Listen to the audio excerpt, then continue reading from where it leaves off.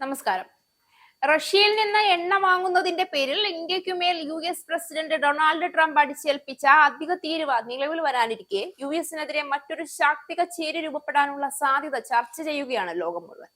അതിന്റെ മുന്നൊരുക്കം എന്ന നിലയിലാണ് ഇന്ത്യൻ പ്രതിനിധിയുടെ റഷ്യൻ സന്ദർശനവും ചൈനീസ് പ്രധാനമന്ത്രിയുടെ ഇന്ത്യൻ സന്ദർശനവും ഒക്കെ എന്നാണ് വിലയിരുത്തൽ. ഈ മൂന്ന് രാജ്യങ്ങളും ഒന്നിച്ചു നിന്നാൽ ട്രംപിന് അത് തീർച്ചയായും വലിയൊരു ഭീഷണി തന്നെയായിരിക്കും. ഈ രാജ്യങ്ങൾക്കൊപ്പം മറ്റു രാജ്യങ്ങൾ കൂടി ചേർന്നാൽ ട്രംപ് ഒറ്റപ്പെടും. ഒറ്റയ്ക്കൊറ്റയ്ക്ക് നിന്നാൽ ഇന്ത്യയും റഷ്യയും ചൈനയും ഒക്കെ ട്രംപിന് ഒന്നുമല്ല.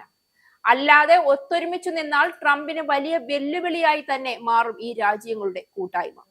US-ന്റെ ഭീഷണി മറികടക്കാൻ റഷ്യ, ഇന്ത്യ, ചൈന കൂട്ടായ്മ ഉണ്ടാകുമോ എന്നാണ് ചർച്ചകൾ ഇപ്പോൾ പുരോഗമിക്കുന്നത്.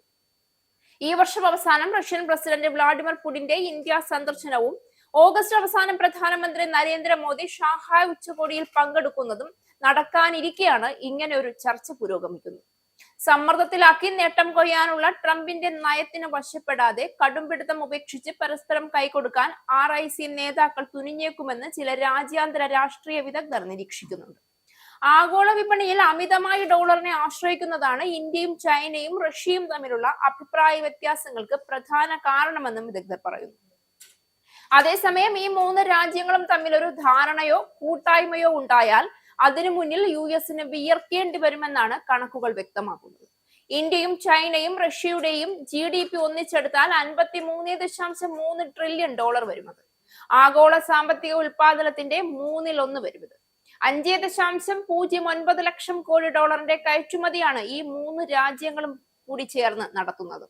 ലോകത്താകെ നടക്കുന്ന കയറ്റുമതിയുടെ 1/5 4.7 ട്രില്യൺ ഡോളറിന്റെ വിദേശ നാണ്യ ശേഖരവും, അതായത് ലോകത്തെ വിദേശ നാണ്യ ശേഖരത്തിന്റെ 38%, ലോകത്തെ ജനസംഖ്യയുടെ 37.8% RIC രാജ്യങ്ങളാണ് കൈയാളുന്നത്. അതുകൊണ്ട് തന്നെ വിപണി സാധ്യതയിൽ സംശയം വേണ്ട. പ്രതിരോധ രംഗത്തും RIC കരുത്ത് ശ്രദ്ധിക്കപ്പെടേണ്ടതാണ്. ലോകരാജ്യങ്ങളുടെ ആകെ പ്രതിരോധ ബജറ്റിന്റെ 20.2%, അഥവാ 549 ബില്യൺ ഡോളറാണ് RIC രാജ്യങ്ങൾ സൈന്യത്തിനായി ചെലവിടുന്നത്.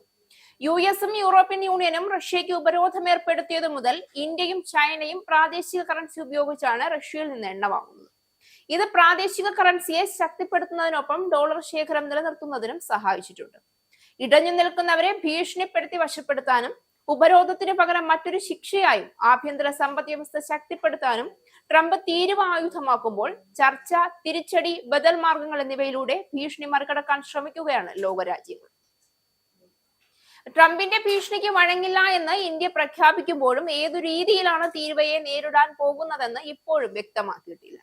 90കളിൽ US-നെതിരെ RIC രാജ്യങ്ങൾ ഒന്നിക്കാൻ ശ്രമിച്ചിരുന്നെങ്കിലും അഭിപ്രായ വ്യത്യാസങ്ങൾ കാരണം പ്രത്യേകിച്ച് ഇന്ത്യയും ചൈനയും തമ്മിൽ അത് സാധ്യമായിരുന്നില്ല. ഇപ്പോഴും അതിർത്തി വിഷയങ്ങൾ പരിഹരിക്കപ്പെടാതെ നിൽക്കുന്ന സാഹചര്യത്തിൽ ചൈനയുമായി ഇന്ത്യ കണ്ണുമടച്ച് കൈകൊടുക്കാനുള്ള സാധ്യത വിരളവുമാണ്. ചുരുക്കത്തിൽ ട്രംപ് ഇന്ത്യക്കുമേൽ അമിത താരിഫ് അടിച്ചേൽപ്പിച്ചത് ട്രംപിന് തന്നെ വിനയായി മാറാനുള്ള എല്ലാ സാധ്യതകളും നിലവിലുണ്ട്. ഇനി ട്രംപ് കണ്ണുരുട്ടിയാൽ പേടിക്കുന്ന രാജ്യങ്ങൾ അന്യം നിന്നു പോകും എന്ന് മാത്രമല്ല, പേടിക്കുന്ന രാജ്യങ്ങൾ ഉണ്ടെങ്കിൽ അവ ഈ കൂട്ടായ്മയിൽ അണിചേരുക കൂടി ചെയ്യും. അതോടെ ട്രംപിന് മറ്റു രാജ്യങ്ങൾക്ക് മേലുള്ള മേൽക്കൈ തകർന്നു തരിപ്പണമാകുമെന്ന കാര്യം ഉറപ്പാണ്. ഇസ്രായേലിന്റെ 5 സൈനിക താവളങ്ങളിൽ കനത്ത നാശനഷ്ടം. മോദി വെളിപ്പെടുത്തുന്ന ഇന്ത്യയുടെ വികസനത്തിന്റെ മയക്കുമരുന്ന് വിൽപ്പനയ്ക്കെതിരെ ശക്തമായ നടപടിയെടുത്ത് ഷാർജ പോലീസ്.